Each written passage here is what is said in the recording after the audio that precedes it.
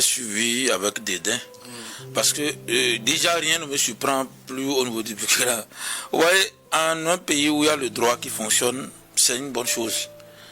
Mais on ne le fait pas n'importe comment et à tout va. Les gens ne savent même pas qu'au Togo il y a des caméras dans la ville, mais il y en a. Vous allez dans les carrefours comme de Lyon, il y a les caméras. Vous allez colonne de la paix, il y a caméras. Quand vous faites, les gens ne savent même pas quand ils font marche. Pourquoi on vient les arrêter à la maison? Ils pensent que quelqu'un les a dit. Non, on voit les caméras au moment où tu as créé ton forfait là. On te suit.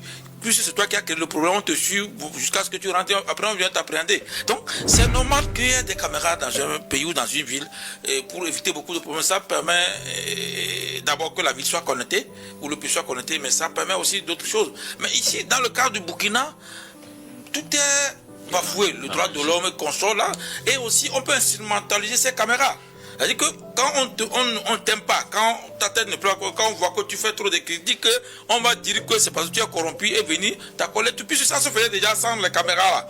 Et c'est dans le même Burkina qu'on a suspendu, c'est même pas suspendu, on a disloqué les partis politiques. C'est dans ce même Burkina qu'il y a ça. Vous voyez que le droit de l'homme recule vraiment à grands pas. Et que moi, je me dis encore que qu'est-ce qui va se passer?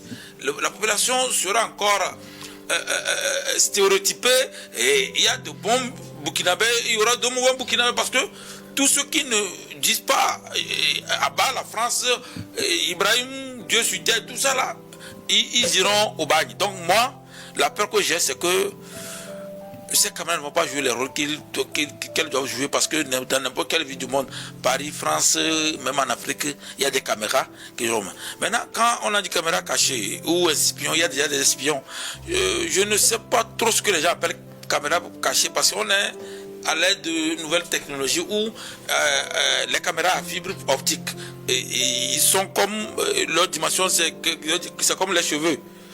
Et quand vous ne pouvez pas les voir. Je ne sais pas de ça ils parlent, ou bien on cache caméra quelque part et ça va filmer. C'est pourquoi je dis que je serais situé si j'ai entendu dans leur documentaire, j'avais dit caméra à fibre optique. Je comprenais mieux quand une caméra cachée. Parce que des fois, dans le jargon de communication, quand quelqu'un aussi se cache pour t'observer, venir dénoncer, c'est aussi caméra cachée. Donc je ne sais pas qu'est-ce qu'ils appellent cela. Sinon, moi déjà, je suis mal à l'aise et que le Burkina va encore souffrir un temps soit peu par rapport à cette avenir. Vous avez vu quand même le résultat. J'allais parler de ces infiltrations. On produit. C'est le résultat qui compte finalement. Samuel, tu veux faire parler, je veux parler.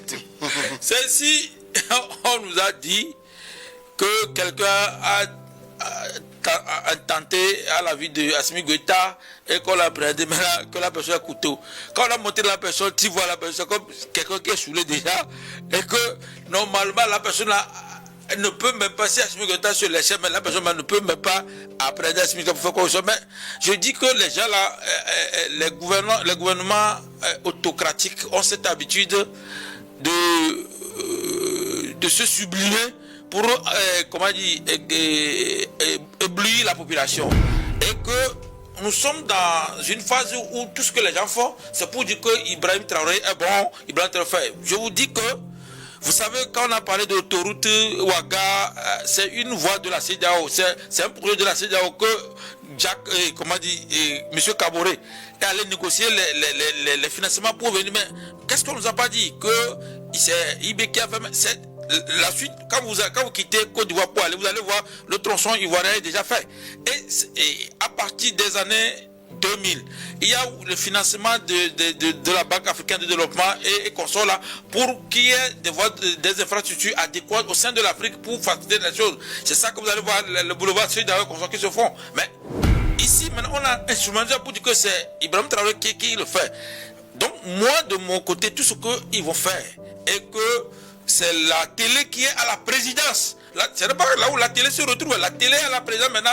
Les journalistes peuvent dire autre chose que ce que le président leur dit. Donc moi, tout ce qui est fait là-bas, c'est une opération de communication où on prend un réalisateur, un caméraman qui vient faire ça. Et sinon, comment ils sont aussi efficaces pour arrêter les gens de la corruption, mais ils n'arrivent pas à détecter les terroristes aussi efficaces que cela. Cyril Sablassou, vous avez pu suivre ce documentaire. Qu'est-ce que cela a inspiré? Cette manière de lutter contre la corruption, c'est une bonne chose. Mais ce que je pense aussi, il y a des juges qui sont dedans, qui sont même condamnés. Il y a des douaniers qui sont aussi qui sont aussi condamnés. Il y a plusieurs personnes, des personnalités de l'administration, des hauts gradés même qui font partie de ces corrompus-là. Donc moi je crois que c'est une opération de ratissage que l'administration burkinabé est en train de mener pour assainir un peu peut-être l'administration pour assainir un peu l'administration et mener bien la lutte contre la corruption. Mais est-ce que maintenant, comme tout le monde sait qu'il y a des caméras qui sont là, est-ce qu'ils vont toujours continuer par être corrompus, point d'interrogation. Mais aussi, il faut aussi voir qui arrive à corrompre ces gens-là. Les corrupteurs. Les corrupteurs aussi, normalement, on devait aussi les interpeller. Je crois que pour le moment, il y a seulement... Bon, là, par exemple, ce qu'on a vu, c'est que on a vu beaucoup d'agents, notamment quand vous prenez la circulation, vous avez ces policiers qui arrêtaient les gens parce que peut-être qu'il y avait un défaut... des pièces, permis... Tout ce que la loi demande, c'est qu'on fasse une contravention, qu'on remette à la personne, voilà, et va les payer au trésor. Voilà. Mais les policiers ont cet art de négociation pour avoir un 2000, un 3000, ils savent marchander. Et quand vous avez votre engin, vous avez envie d'aller au boulot rapidement, bon... Vous êtes obligé de céder. Et ça, je crois que c'est un phénomène qui est partout. Même chez nous, au Togo, il y a ça. Donc, moi, je crois que si on doit vraiment mener cette lutte de façon efficace, celui qui donne l'argent aussi, normalement, on devait le prendre. On devait... Oui. Non, je suis d'accord avec toi. Non, je ne dis pas que pour qu'il y ait corrupteur et corrompu, il doit y avoir un corrupteur. Mais est-ce que Talon a essayé de régler le problème au Bénin? Ce n'est pas les caméras qu'il a mis. Il a supprimé. Il y avait aussi les caméras au Bénin, pas dans la rue, mais dans les bureaux.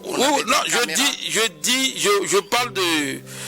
quand on a parlé des raquettes policières, il a supprimé, il a dit que le policier ne prend rien, on te donne le papier, c'est autre chose, tu vas le payer. Donc, il suffit de dire que à partir de X temps. Ça ne veut pas dire que dans la rue ça a changé, hein? Non, bon, je sais que je suis allé, la première fois je suis allé, et ça a changé, mais c'est comme s'ils connaissent les gens.